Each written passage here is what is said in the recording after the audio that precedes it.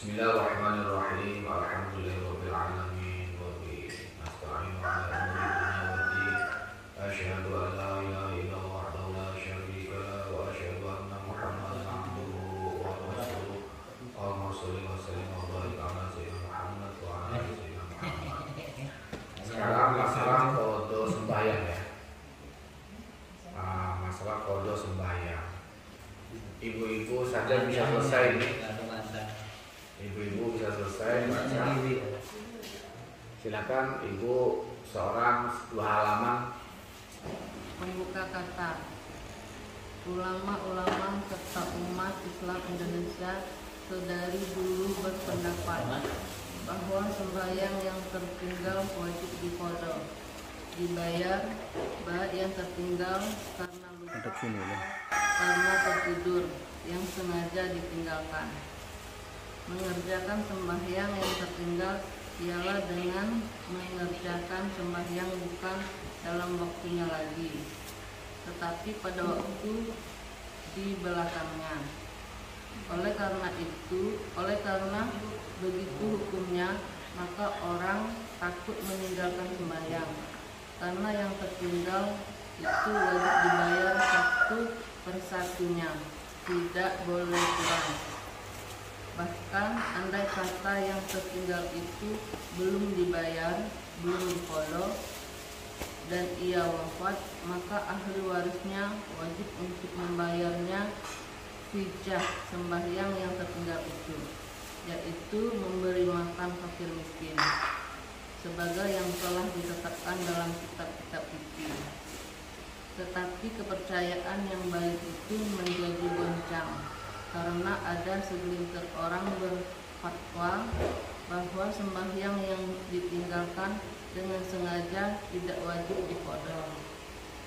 Katanya sembahyang yang ditinggalkan dengan sengaja tidak dapat diburu lagi, tidak dapat dibayar lagi, tetapi yang meninggalkan sudah dicap berdosa dan akan menanggung risikonya nanti di akhirat.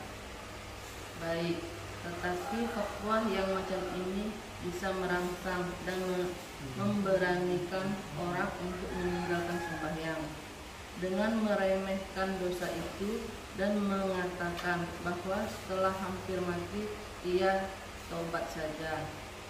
Pendeknya, fatwa macam ini menimbulkan perangsang untuk meninggalkan sembahyang dengan cara disengaja.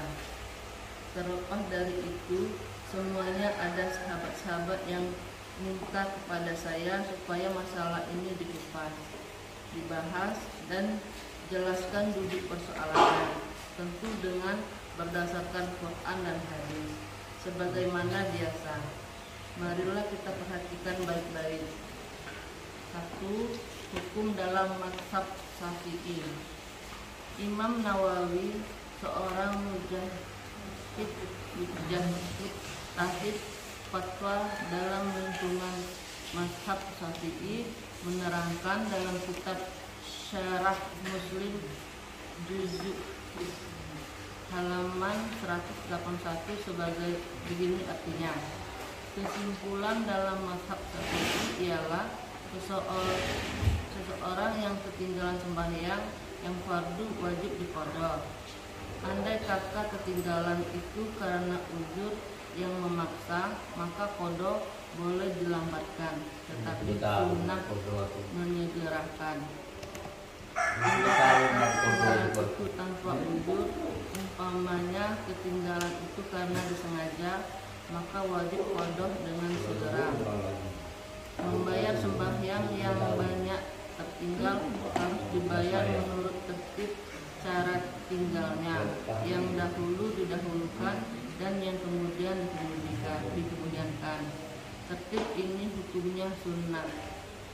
Kalau yang tinggal itu sembahyang sunat rawatib, yakni sembahyang sunat yang biasa dikerjakan sebelum dan sesudah sembahyang, harus juga diqadha.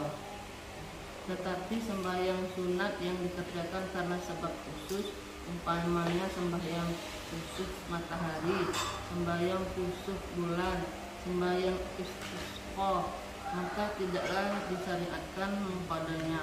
kalau sudah terlepas dari waktunya.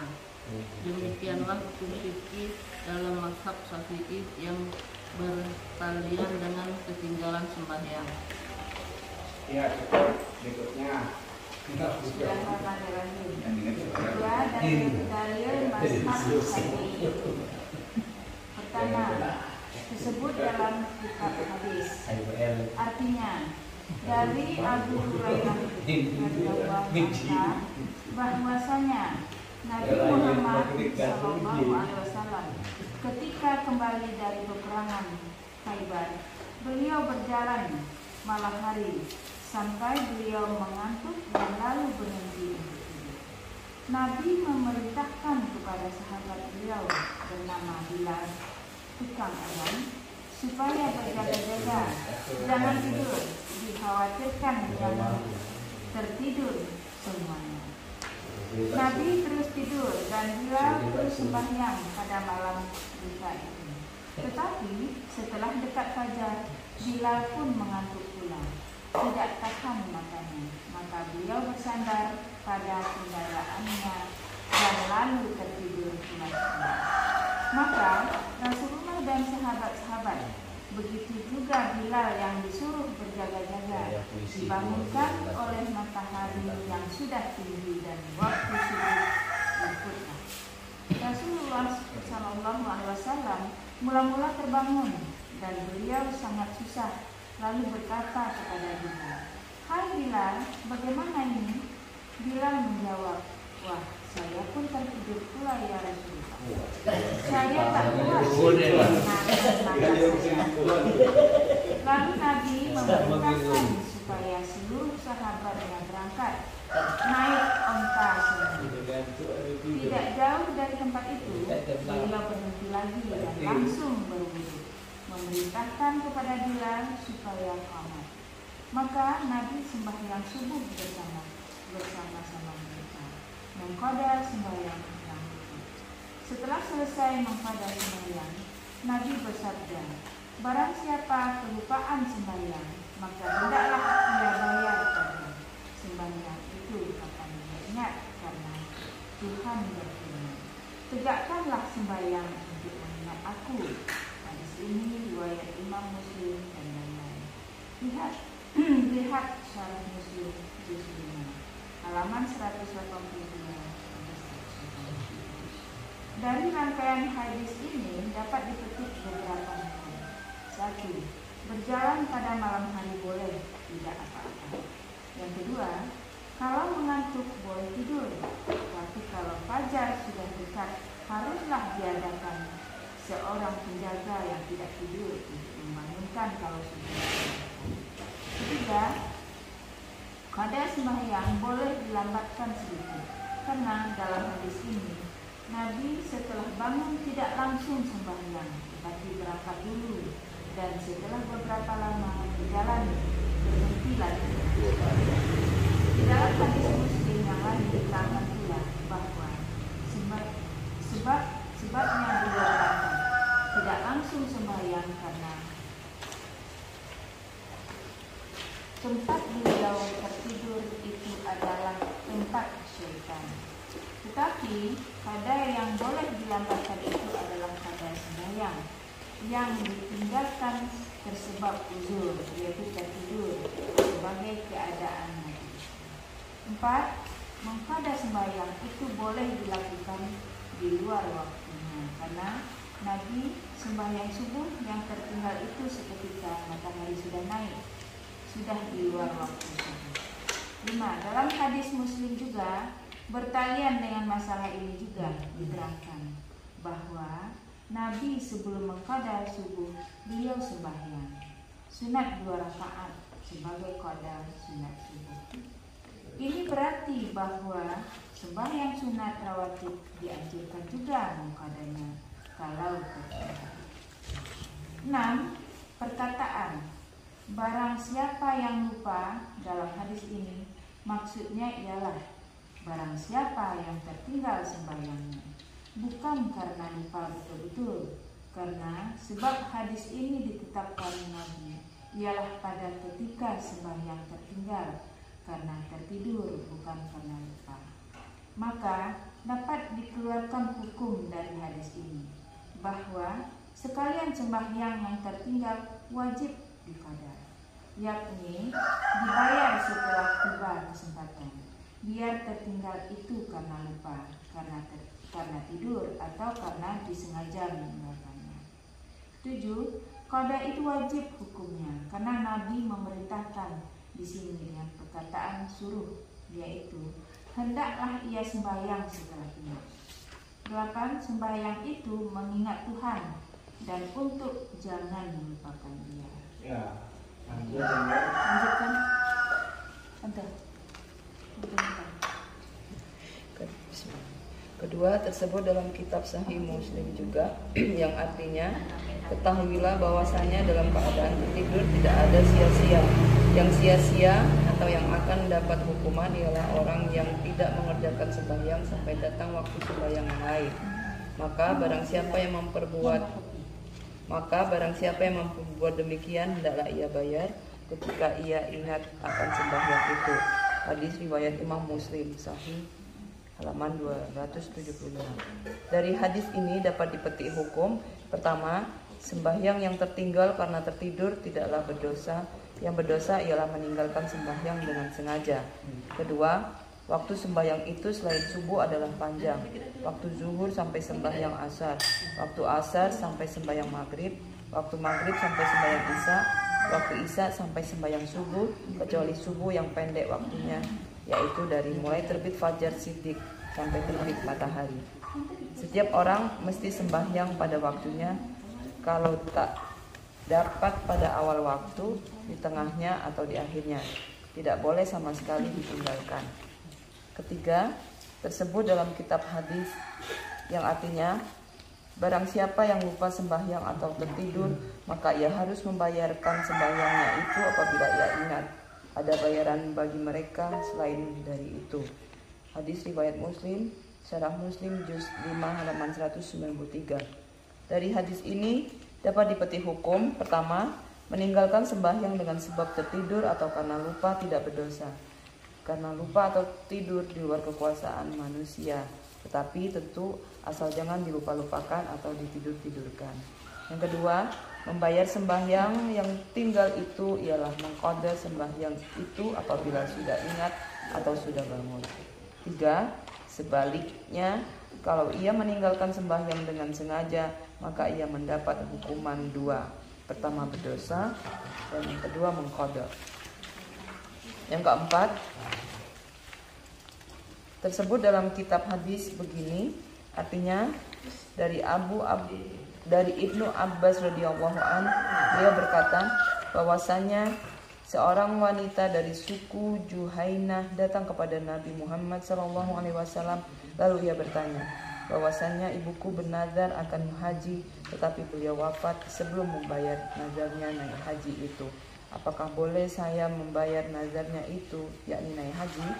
Jawab Nabi, ya boleh, naik hajilah engkau pengganti dia.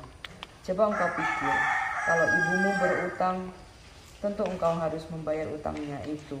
Maka utang kepada Tuhan lebih patut untuk dibayar. Hadis Imam Bukhari, lihat Fathul Bari juz 4 halaman 473. Dari dalam hadis ini dapat diambil hukum-hukum. Yang pertama, ibadah haji boleh dijadikan nazar.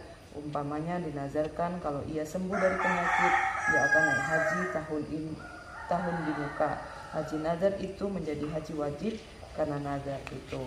Yang kedua, kalau kewajiban nazar yang belum terbayar karena wafat, boleh dibayar oleh anaknya, dengan arti ibu yang bernazar tidak berdosa lagi karena meninggalkan pembayaran nazar itu. Yang ketiga, utang kepada manusia mesti dibayar, dan utang kepada Allah yang lebih mesti untuk dibayar. Yang keempat, sembahyang yang ditinggalkan dengan sebab apapun atau dengan tidak sebab apapun wajib dibayar, karena sembahyang itu adalah utang yang wajib dibayar oleh manusia kepada Allah. 5. Barang siapa yang berfatwa bahwa sembahyang yang ditinggalkan dengan sengaja tidak wajib dibayar, maka ia menentang hadis ini. Yang keenam, bukan saja utang nazar atau utang sembahyang, sekalian utang kepada Allah umpamanya puasa, zakat, haji dan lain-lain wajib diqadha kalau tertinggal. Yang ketujuh, dalam hadis ini Nabi Muhammad SAW memakai kias, memakai perbandingan, yaitu perbandingan oleh Nabi nazar haji yang wajib dibayar dengan sekalian utang kepada Tuhan yang wajib dibayar atau diqadha. Yang kedelapan, hadis ini menjadi dalil juga bahwa qiyas itu atau perbandingan adalah salah satu sumber hukum fikih. Ya, berikutnya. Bismillahirrahmanirrahim.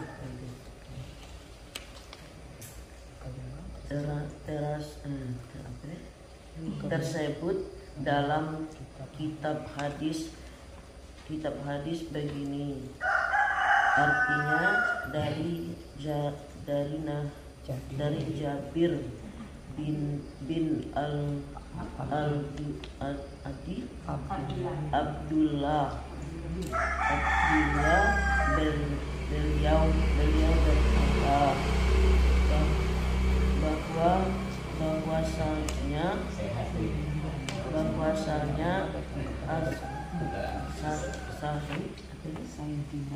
Sayyidina Umar datang kepada Rasulullah SAW pada ketika peperangan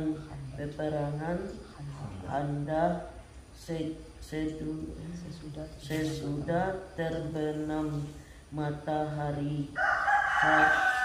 Sayyidina Umar ketika itu memaki-maki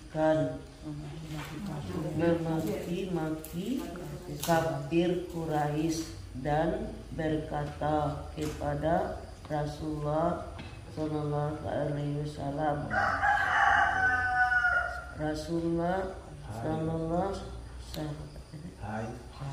Hai Rasulullah, saya hampir tidak sembahyang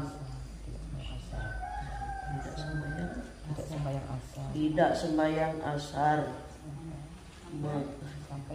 sampai matahari terbenam. Maka Nabi menjawab, demi Allah, saya juga belum sembahyang asar. Berkata Jabir, maka kami semuanya berangkat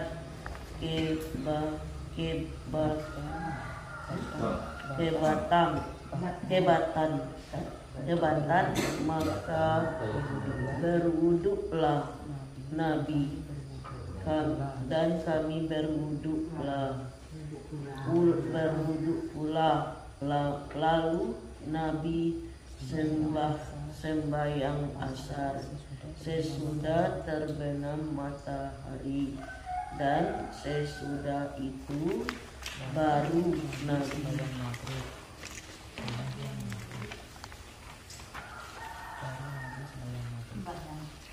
sembahyang maghrib.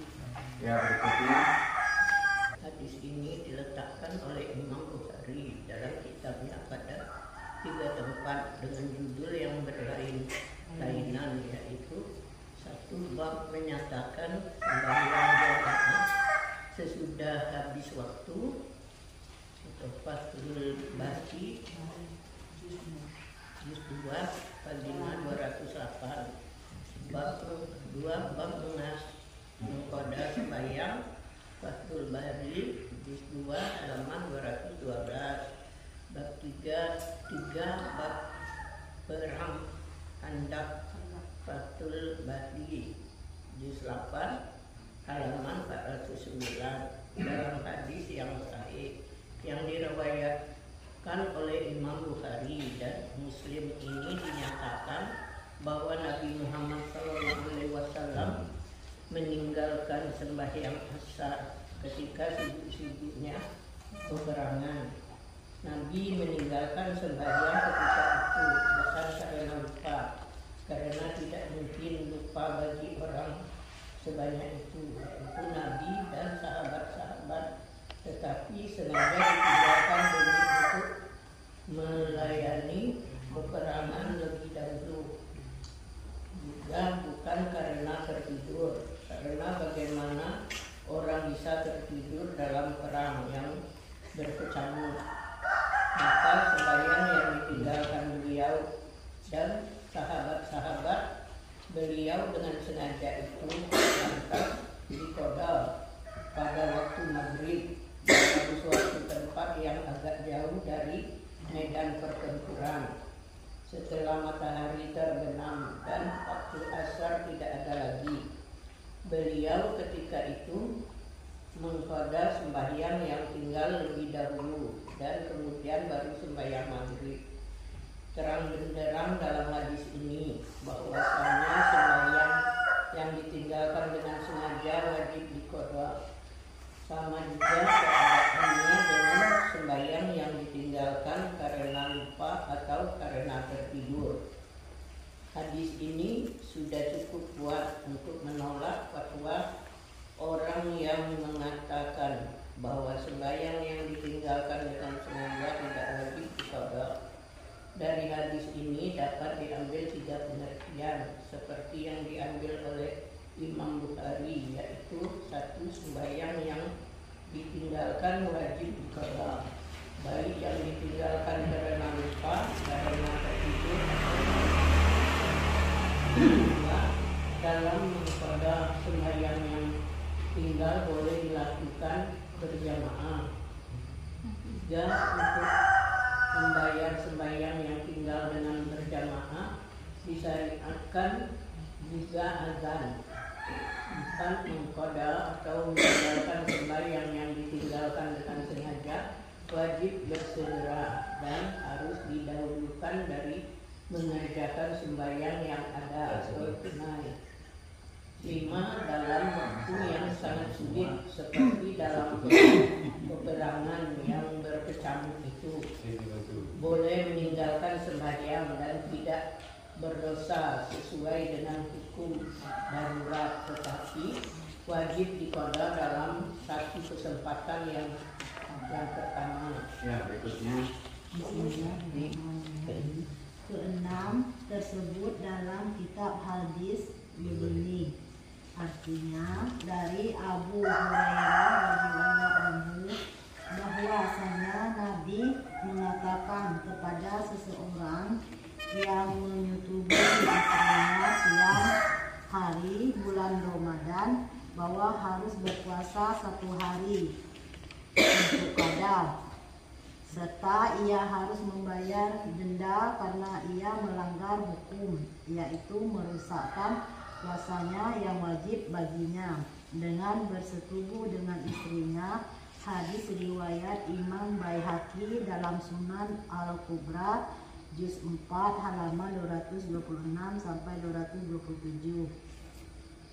Hadis ini ditaruh oleh Imam Nawawi dalam kitab Al-Majmu' Syarah Muhasab juz 3 halaman 71 dengan mengatakan bahwa hadis ini sanadnya jaid, yaitu baik, dan hadis yang serupa ini artinya terdapat juga dalam kitab hadis Abu Daud juz 2 halaman 314 bunyinya, yang artinya engkau dan famili engkau boleh memakan tamar, denda, dan puasalah 1 hari penggantinya dan mintalah ampun kepada Tuhan. Hadis riwayat Abu Daud. Dari kedua hadis ini ternyatalah bahwa puasa yang ditinggalkan dengan sengaja wajib diqada, di samping harus membayar denda, memberi makan 60 orang miskin.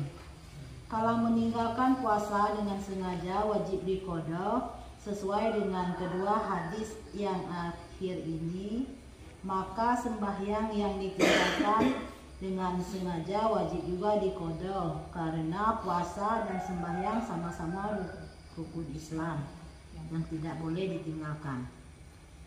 Juga mazhab Ibnu Hasim.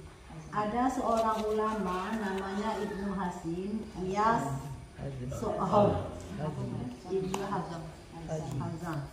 Ia seorang berasal dari Andalus, Spanyol, lahir tahun 384 Hijriah di Cordoba. Beliau adalah keturunan dari orang besar istana, sehingga beliau waktu muda mendapat didikan yang baik dari sekolah rendah sampai sekolah tinggi. Ia pernah dipenjara 2 kali dengan tuduhan memihak Bani Umayyah, padahal penguasa ketika itu tidak tunduk kepada Khalifah Bani Umayyah lagi. Beliau banyak mengarang kitab-kitab. Ternyata Ibnu Hazm seorang politikus dan seorang ahli siasat ulum. Beliau penganut mazhab Daud Zahiri. Ia menjadi seorang gembong mazhab Daud Zahiri, sehingga beliau mengarang kitab Ibtahlul Qiyas wal Istihan wa Taqlid wa Dalil. Kitab membatalkan qiyas, membatalkan ra'i, membatalkan istihsan, membatalkan taklid, dan membatalkan tahlil. Sesuai dengan mazhab Daud Zahiri, jadi beliau ini bukan masuk golongan mazhab yang 4, karena itu membaca karangan harus waspada. Beliau wafat tanggal 28 Sa'ban tahun 456 Hijrah di desanya. Beliau ini memfatwakan bahwa sembahyang yang ditinggalkan dengan sengaja tidak diqada, karena seseorang tidak lagi kuasa mengqada sembahyang yang sudah ditinggalkan, dan kalau ia buat juga maka sembahyang itu tidak sah katanya. Orang yang meninggalkan sembahyang itu, kata Ibnu Hazm, harus memperbanyak saja berbuat kebajikan dan membuat sembahyang sunat supaya timbangannya di hari akhirat menjadi berat. Yang tentu bisa mengejar sembahyangnya yang tertinggal itu. Kemudian Ibnu Hazm bermuka mazhab Daud Zahiri yang telah tidak ada lagi sekarang karena sudah hilang dari sana. Karena mungkin sendi-sendi mazhabnya tidak kuat. Juga Ibnu Taimiyah memfatwakan bahwa sembahyang yang ditinggal dengan sengaja tidak wajib diqada, serupa dengan fatwa Ibnu Hazm. Dalam menjawab fatwa Ibnu Hazm ini, Imam Nawawi, seorang pemuka mazhab Syafi'i, berkata, Ibnu Hazm dalam soal ini telah menentang ijma' kesepakatan imam-imam mujtahid, dan dalil yang dikemukakan oleh Ibnu Hazm adalah dalil yang batil. Demikian Imam Nawawi. Memang mazhab Ibnu Hazm dalam soal ini adalah mazhab yang batil karena menentang hadis-hadis yang telah kami kemukakan di atas.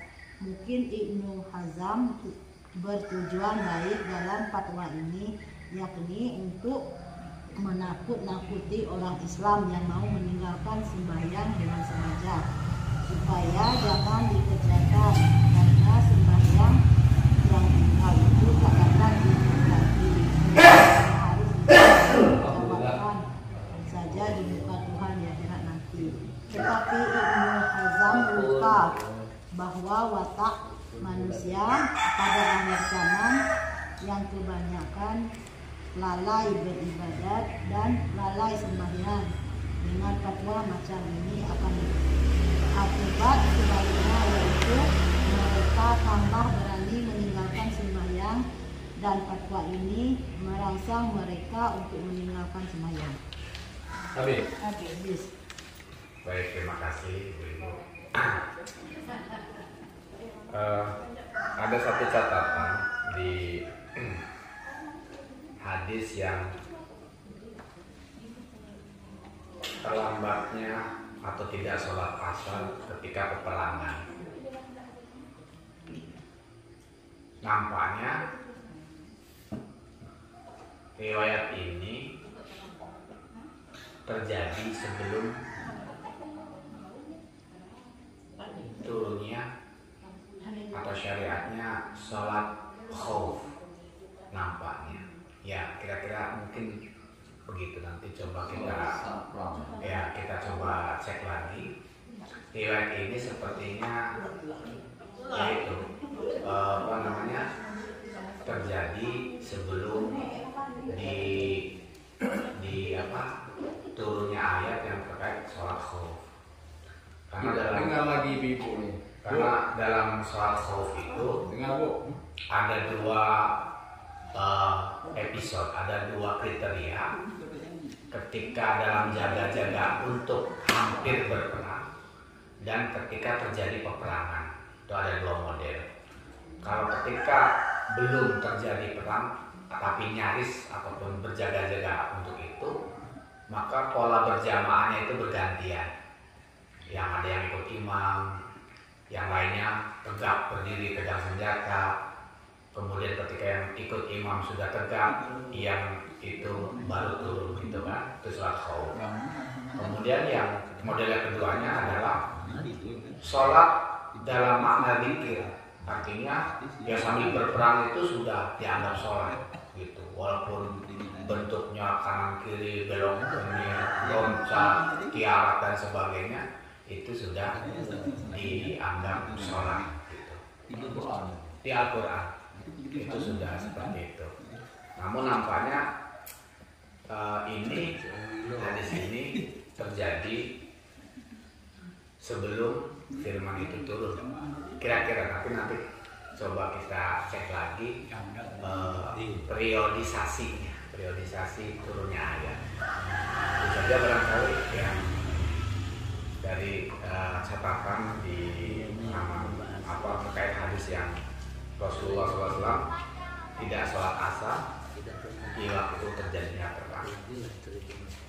Nah, kita sudah terang bahwa tentang kodok sembahyang itu bagi kita orang yang di Indonesia, di Nusantara umumnya, baik Malaysia, Brunei dan sebagainya, yang bermadzhab Syafi'i, kita dan tentang kodok ini tidak hanya madzhab Syafi'i, di luar madzhab Syafi'i juga semuanya mengkodok. Nah, kalau mazhab Ibnu Hazm ini, mazhab Daud Adh-Dhahiri ini bukan mazhab Ahlussunnah wal Jamaah. Jadi dalam Ahlussunnah wal Jamaah termasuk keputusan yang terbaru yang dilakukan di Chechnya tahun 2016, para ulama kumpul di sana, yang disebut Ahlussunnah wal Jamaah adalah mazhab Hanafi, mazhab Maliki, mazhab Syafi'i, mazhab Hanbali. Sementara mazhab Zahiri yang pencetusnya adalah Abu Dawud Al-Zahiri, ini tidak dimasukkan kepada Ahlussunnah wal Jamaah. Apa kriterianya yang dimasukkan kepada Ahlussunnah wal Jamaah secara prosedural? Kalau ulama Ahlussunnah wal Jamaah itu pondasi fatwanya ada 4 minimal.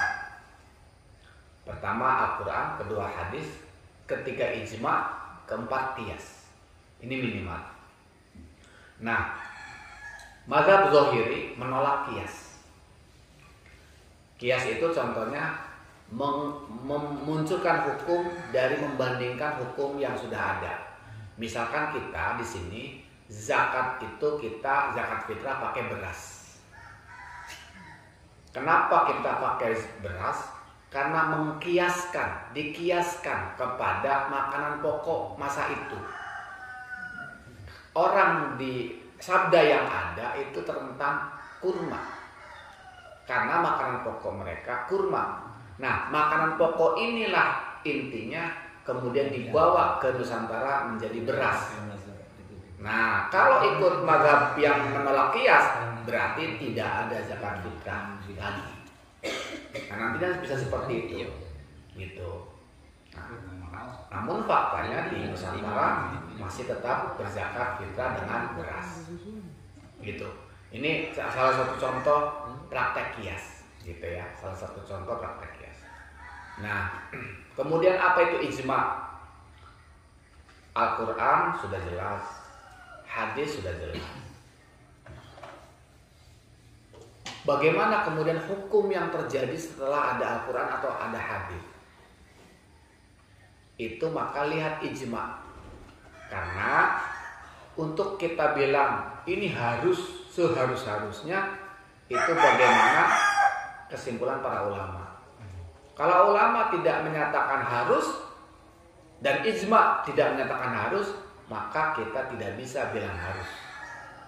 Karena ini ijma. Ijma itu artinya kesepakatan para ulama tanpa rapat. Jadi fatwa yang sebelah barat A, sebelah timur A, sebelah selatan A, sebelah utara A, semuanya bilang A, maka itu namanya ijma. Tapi kalau rapat di muktamar bukan ijma. Bukan.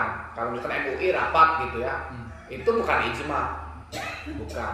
Fatwa itu kalau hasil rapat bukan ijma. Yang ijma ini misalkan rapat MUI di Indonesia, rapat MU di Maroko, rapat MU di Australia menghasilkan fatwa yang sama, itu ijma. Nah gitu, yang namanya ijma seperti gitu. Nah, Ahlus Sunnah wal Jamaah ketika merekonstruksi hukum itu harus merujuk kepada 4 ini. Jadi kalau ada di Al-Quran dan hadis, bagaimana ijma'nya? Gitu. Kalau tidak ada ijma', baru beristinbat, berusaha, berijtihad bagaimana mengeluarkan fatwa yang memang di luar adanya ijma'. Nah, ketika itu bisa menggunakan, kalau tidak ada nas yang jelas, kalimat yang tegas, maka gunakan kias. Nah, jadi kias itu sebetulnya metodologi ilmu. Ya, metodologi ilmu sebetulnya sistematikanya dikembangkan dan sebagainya. Makanya kias itu ada kias yang langsung, ada kias yang tidak langsung karena perkembangan ilmu. Nah, itu sebetulnya artinya menggunakan metodologi ilmu. Jadi ini sangat ilmiah sebetulnya, sudah sangat ilmiah yang sudah digariskan para ulama pendahulu. Kalau ada ulama kemudian berfatwa keluar dari ijma', maka itu bukan Ahlus Sunnah wal Jamaah.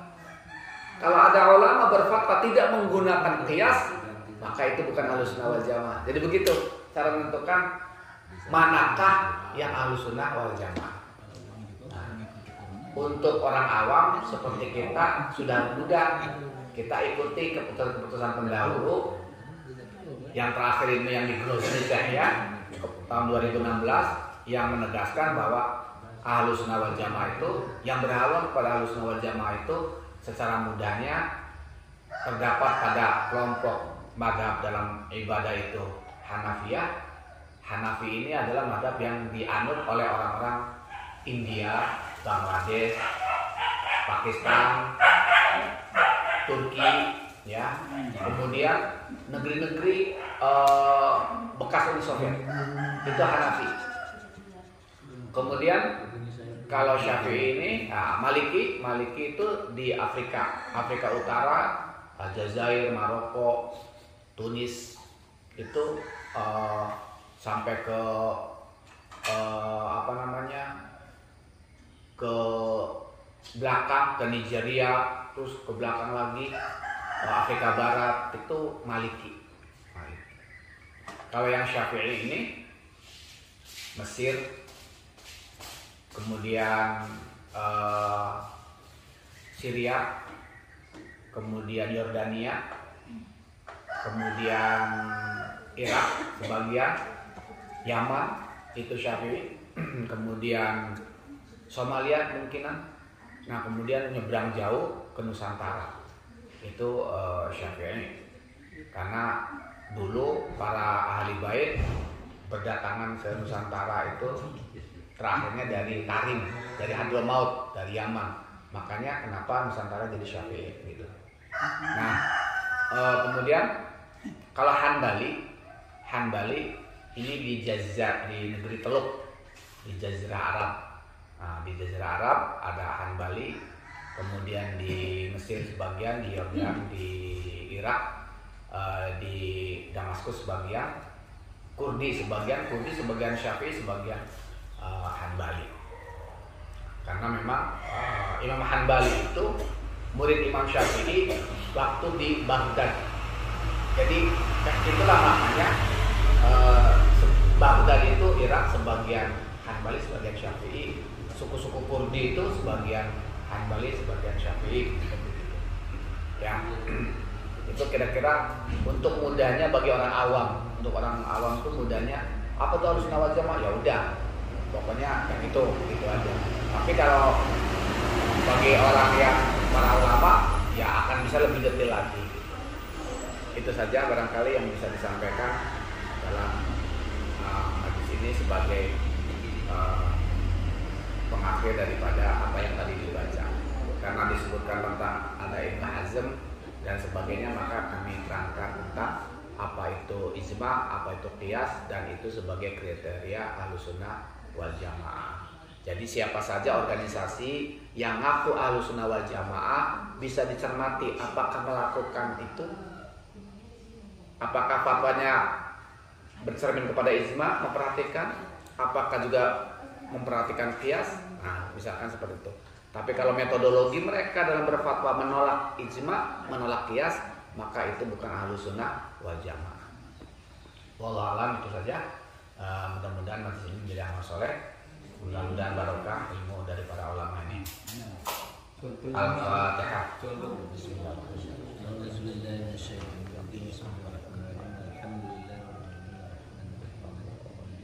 Baik, ada pertanyaan, minta contohnya ijma. Contohnya ijma adalah sholat 5 waktu. Sholat 5 waktu hukumnya fardu ain, harus menghadap kiblat, harus bersuci dari hadas kecil hadas besar. Itu semua yang menjadi syarat dan rukun sholat itu ijma. Jadi yang namanya ijma, kalau sudah ijma itu maka kita tidak bisa keluar darinya. Misalkan bahwa rukun sholat itu harus berdiri, harus niat awalnya, harus takbiratul ihram. Nah itu semua ulama tidak ada yang berbeda pendapat. Semua ulama, baik ulama itu bermusuhan ataupun berkawanan, itu tidak berbeda pendapat. Nah, jadi cirinya ijma itu ulama yang bermusuhan pun harus mengeluarkan fatwa yang sama. Kemudian wajibnya Fatihah, itu ijma. Nah, wajibnya Fatihah. Tapi kemudian di Bismillah tidak ijma. Nah, hanya kesepakatan beberapa, tidak 100%. Nah, gitu. Jadi khususnya ya ada yang bilang Al-Fatihah itu tidak dari Bismillah, itu tidak dari Fatihah. Ada yang dari Fatihah tapi cara bacanya berbeda. Gitu kan. Jadi gitu. Itu contohnya. Kalau rokok haram itu bukan ijma. Bukan. Apa itu? Itu kesepakatan. Apa itu? Rapat MUI. Jadi bukan ijma. Ijma. Bukan. Apalagi kalau bahasa Arabnya apa yang model itu? Istilah Arab. Maksudnya? Apa? Fatwa. Iya, begini. Kalau yang misalnya mengharapkan rokok, apa namanya? Ya, fatwa itu artinya, yang namanya fatwa itu begini. Fatwa itu adalah produk keputusan hukum. Nah, proses memutuskan hukum itu ada banyak cara. Ada produk keputusan hukum perseorangan. Nah, itu orang yang sudah bergelar mufti, dia diberi kewenangan oleh pemerintah untuk melakukan fatwa. Nah, zaman dulu yang namanya mufti itu manusia tunggal. Zaman dulu yang sudah ya melebihi tingkat derajat profesor lah, itu menjadi mufti. Tapi zaman sekarang komisi fatwa. Nah, jadi bentuknya rapat kalau sekarang ini. Nah, proses rapatnya ada yang rapat seketika sekelompok, ada yang prosesnya bertahap dari daerah. Misalkan di setiap majelis ulama di mana-mana rapat dulu, hasil rapatnya dinaikkan ke tingkat nasional, nanti nasional diadakan muktamar seperti gitu. Nah itu kemudian hasilnya juga fatwa namanya. Jadi fatwa ini mutunya macam-macam. Ada fatwa individu, ustadz ceramah saja itu berfatwa sebetulnya. Kalau memang mengeluarkan sesuatu yang kata ustadz begini, nah, kalau dia tidak merujuk kepada sebuah fatwa orang, berarti itu fatwa dia. Gitu. Jadi fatwa itu ya seperti itu, bermacam-macam kualitasnya. Nah, bagaimana cara dia berfatwa akan menunjukkan apakah dia seorang Ahlussunnah wal Jamaah atau bukan. Yaitu ketika baca Quran, kalau ada hadisnya baca hadis, dan dia mencoba menelisik bagaimana fatwa ulama sebelumnya. Ada nggak ijma? Gitu. Tidak langsung ini Qurannya ini jadinya begini, enggak. Kalau orang Ahlussunnah wal Jamaah pasti tahapannya menghargai apakah pendahulu sudah mengeluarkan kesimpulan dari hukum ayat tersebut. Itu cirinya.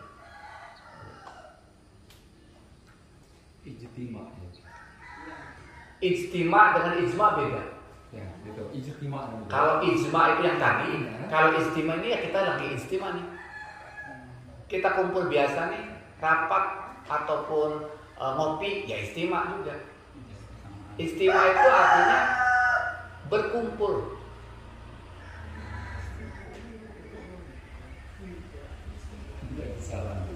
Paham kan? Dikit-dikit aku lagi berpikirnya rancu. Nah, dengan ijma tadi. Jadi sholat itu berarti wajar lah kalau banyak pendapat, banyak pendirian masing-masing kan. Kalau sholat itu termasuk ijma. Perintah sholat itu, sedangkan perintah sholat itu berarti dulu itu ya silakan nak tegak, nak apa kan. Keputusan ijma, ngadap ke kiblat, ngambil wudu kan. Itu keputusan ijma berarti. Nah, apakah sudah menjamin benar keputusan ijma itu di mata Allah itu? Begini Pak Pen. Iya. Mungkin saya belum lengkap menjelaskannya. Dengarkan. Rasulullah SAW sholat, para sahabat sholat, para tabi'in sholat. Kemudian timbul pertanyaan, bagian mana yang tidak harus dilakukan, bagian mana yang boleh kalau kita meninggalkannya. Itu pertanyaan timbulnya. Maka kemudian para ulama meneliti dari perilaku para sahabat, para sahabat mana yang sama sekali serius, mana sama sekali yang bisa tidak serius. Kemudian meneliti semua dalil-dalil. Maka ketika penelitian itu keluarlah fatwa, oh yang ini rukun. Si A, si B yang di sana, oh iya ini rukun. Si C di sana, ini rukun. Ketemu semua bilang ini rukun, maka itu ijma, gitu ceritanya. Waktu belum ada kesimpulan ulama, kita masih bingung. Masyarakat itu masih bingung. Jangan-jangan sholatnya nggak diterima, nah gitu kan. Makanya sekarang misalkan jenggot nih contohnya, itu ijma enggak? Sekarang tiba-tiba orang harus berjenggot gitu, nggak ada ijma bahwa jenggot itu kewajiban. Yang ada ijma itu adalah syukur kepada nikmat Allah itu wajib. Nah itu ijma'nya. Kalau punya kumis bagus ya dirawat. Kalau mau dengan cara itu maknanya syukur, bagus. Itu adalah ibadah. Kalau merawat rambut cukur yang bagus itu kan. Kalau memang caranya merawat jenggot itu sebagai syukur, ya bagus gitu kan. Kalau caranya punya Mercedes Benz yang mewah itu caranya maknanya syukur, ya bagus kan. Tapi kalau ada caranya syukur, saya itu memberi tanah berhektar-hektar supaya orang bisa berkebun, ya syukur juga kan. Jadi maknanya ijma'nya di syukur. Bukan di celana cingkrang, bukan di jenggot, bukan. Jadi yang ijma itu syukurnya gitu loh. Masuk itu. Tunggu, kalau ini kan Al-Quran sudah pasti itu. Sementara di dalam tafsirnya atau aplikasinya sudah ada yang mengartikan lain. Hadis sudah ada konteksnya. Kalau yang seperti itu kan ada yang tidak sepakat. Artinya kan kalau ijma ini kan sudah sepakat semua seluruh daerah-daerah ini kan. Pada satu generasi, Pak. Jadi pernah ada ijma, beberapa generasi atau satu generasi terjadi ijma. Tapi tidak mustahil kemudian ada orang baru tidak sepakat. Nah ini yang disebut keluar dari ijma. Nah ketika itu sudah keluar bukan ahlu sunnah jadi. Nah, tapi kalau yang masalah tadi kan ada di hadisnya.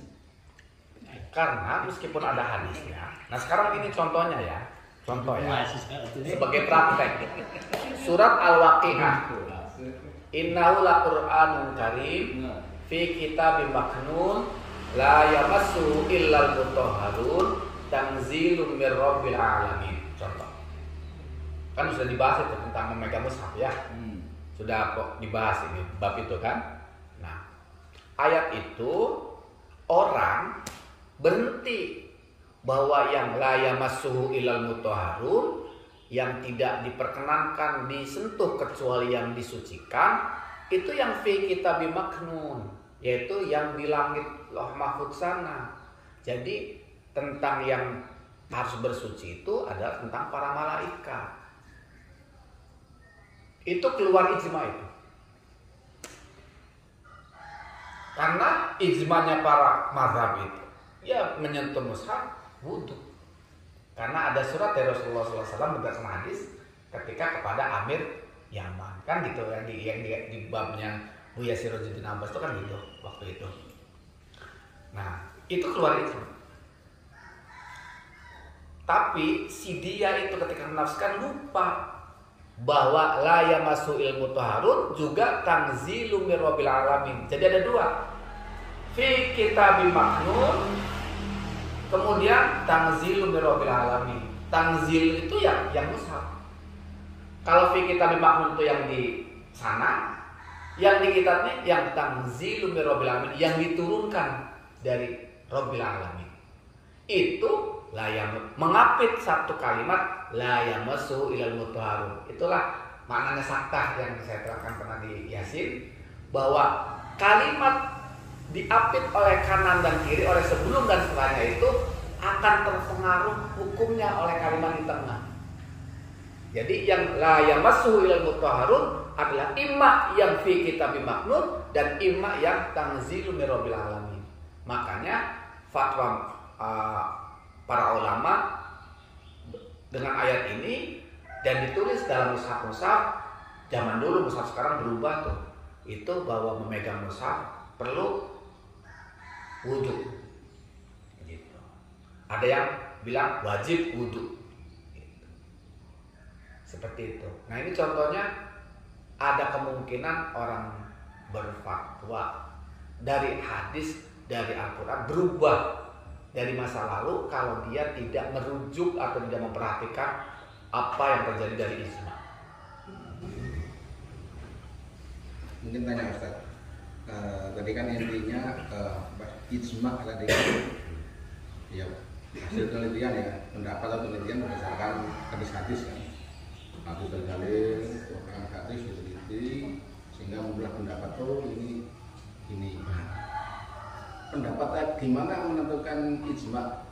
Sementara pendapatnya gini, 3/5 pendapatnya A, ulama tadi 3/5, 2/5-nya pendapatnya B. Dengan kalau apakah dua-duanya ijma? Pendapatnya A ijma juga, kan 3/5 kan? Atau yang ijma 3/5, yang 2/5 gimana hukumnya? Kalau itu bukan ijma Pak, itu namanya qaul madhab atau qaul thaifah bahasanya. Jadi di fikih itu qaul pendapat madhab atau pendapat kelompok, qaul thaifah, bukan ijma. Ijma ini umat Islam. Ijma ini kesepakatan yang terjadi di kalangan kaum muslimin, itu disebut ijma. Kalau ada kelompok-kelompok dalam kaum muslimin bukan disebut ijma. Misalkan kesepakatan ulama Indonesia dalam semua muktamar yang berbeda dengan kesepakatan ulama di Kanada, Amerika Utara lain. Itu bukan kesepakatan, bukan ijma. Gitu. Boleh saya konfirmasi pikiran saya? Tadi saya coba mencatat bahwa ijma itu artinya adalah kesepakatan ulama tanpa rapat. Ya. Artinya tidak beda pendapat. Benarkah ini yang saya terima ini? Mohon konfirmasi Ustaz. Apakah ijma itu adalah bahwa para ulama itu sepakat mengartikan, menafsirkan hal yang sama gitu? Benarkah begitu? Jadi dia tidak ada tafsir yang berbeda gitu. Jadi sama galau. Dalam Quran dan hadis. Ya. Itu. Dalam suatu ayat, tidak satu Quran ya. Dalam suatu ayat saja. Dalam suatu ayat ulama yang berbeda-beda bahkan yang bermusuhan itu mengeluarkan kesimpulan yang sama. Ya, itu maksudnya itu ijma. Artinya bukan hasil pikiran lalu disama-samakan. Bukan. Jadi di sana dia pikir sendiri, Ya. ternyata pikiran itu sama. Iya, produk pikirannya sama. Maka itulah yang disebut ijma. Ijma. Betul begitu kan? Betul.